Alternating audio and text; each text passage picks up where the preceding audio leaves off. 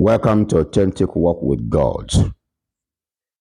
Today, I'd like for us to look at God from the angle of provision.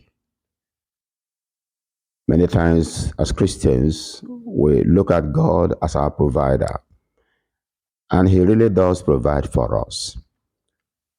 Everybody will agree with me, especially in this country, Nigeria, that things are hard.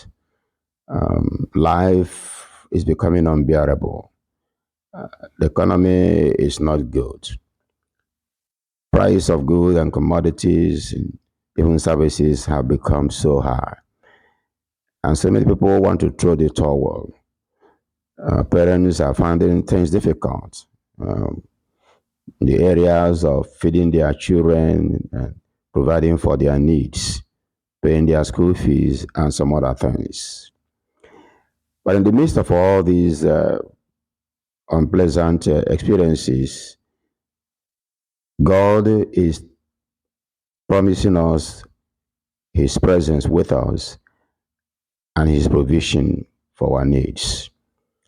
I'd like for us to look at his experience, or Elijah's experience with God, as recorded in 1 Kings chapter 17, verses 8 through 16. I read, "Then the word of the Lord came to him, Go at once to Zarephath in the region of Sidon and stay there. I have instructed a widow there to supply you with food." So he went to Zarephath. When he came to the town gate, a widow was there gathering sticks. He called to her and asked, "Would you bring me a little water in a jar so I may have a drink?" As she was going to get it, he called, "And bring me, please, a piece of bread." "As surely as the Lord your God lives," she replied, "I don't have any bread, only a handful of flour in a jar and a little olive oil in a jar. I'm gathering a few sticks to take home and make a meal for myself and my son, that we may eat it and die." Elijah said to her, "Don't be afraid. Go home and do as you have said. But first make a small loaf of bread for me from what you have and bring it to me, and then make something for yourself and your son. For this is what the Lord, the God of Israel, says. The jar of flour will not be used up, and the jug of oil will not run dry until the day the Lord sends rain on the land."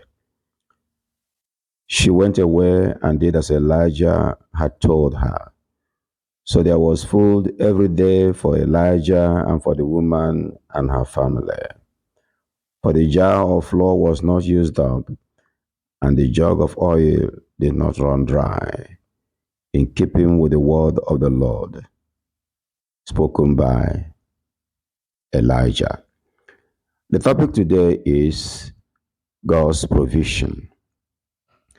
I do not know about you, but there have been times when I had needs that I did not know how they were going to be met. But God took care of them for me. I looked back and saw that it had, if it had not been God and God alone who intervened and gave me a smile on my face, nobody else would. I do not know what you are going through now. I do not know what your concerns are right now. I know mine. Some of you here, hearing my voice now, are expressing disturbing concerns. You are in such a terrible shape that the only thing to do is to give up. But let me remind you that there is one who cares. about our feelings, our feeling our feeling of despair. I mean, our feeling of frustration and our feeling of helplessness. His name is Jesus. He wants to help you even right now as you are hearing my voice. In the Old Testament, he, through his prophet Elijah, helped one widow. We do not know the name of this widow. The only information we have about this widow from the Bible is that she lived in the town of Zarephath, which was near Sidon. During this time of her encounter with the prophet of God, there was famine in the land, especially in the cities and in around Palestine. Elijah had told Ahab, king of Israel, that rain would not fall on the ground for about 3 years. The result of this lack of rain was lack of food and hunger. In other words, there was hunger as a result of lack of food. But in the midst of scarcity of food, God provided for his prophet and for a generous widow, just like we have read in the scriptures. God does not run out of his resources. The psalmist says, the earth is the Lord's and the fullness therein. And in another situation, the psalmist says, I look to the mountains. Where will my help come from? My help will come from the Lord who made heaven and earth. And we read this in Psalm division 121, verses 1 and 2. Yes, God cares for me. God cares for you. He will certainly provide all your needs from the abundance of his resources and in accordance with his will for your life. Yes, these are difficult days, and someone may be tempted to look the other way, to want to help himself by hook and crook. No, look unto the Lord. You must do one thing to be a beneficiary of God's provision. You must believe in him through his son Jesus Christ. You must believe that God created you and that he is in control of the events of your life. You are not in this world by accident. You are here for a purpose. God knows what he is planning for you. And God knows what the purpose for your existence here is. And as you yield your life to him totally, he will break you, melt you, mold you, and fill you. His purpose for your life will be fulfilled. May I ask you, my brother, my sister, who is listening to my voice right now, to say like this hymn writer, Lord, here I come. Here I come without one plea, but that your blood was shed for me and that you bid me to come to you. I have come.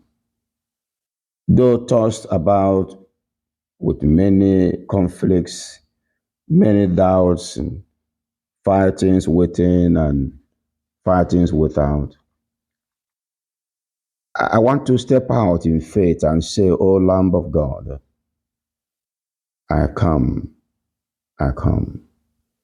Come now and give your life to Jesus. Come and leave your problems and concerns at the feet of the cross. God cares for you. He will provide for your needs. You are important to him. Your family is important to him. He will not abandon you if you commit your life to Him. And for those of you who have already committed your lives to God through His Son Jesus, please don't despair. God cares and He will provide for you. He knows what you are going through right now. He knows what you are passing through right now. And He will make sure your needs are met. I know that you may be saying, how long will that be? It will not be too long. Just trust Him and allow Him to have His way in your life, and He will make things good for you. Thank you for listening to me one more time today, my brother, my sister. And may the Lord richly bless you as you trust Him and move on. This is again your brother and friend, Peter Lemadindong Wachuku, Director, Center for Family Life and Pastoral Care, Owerri, Nigeria. God bless you. Let's meet again next week.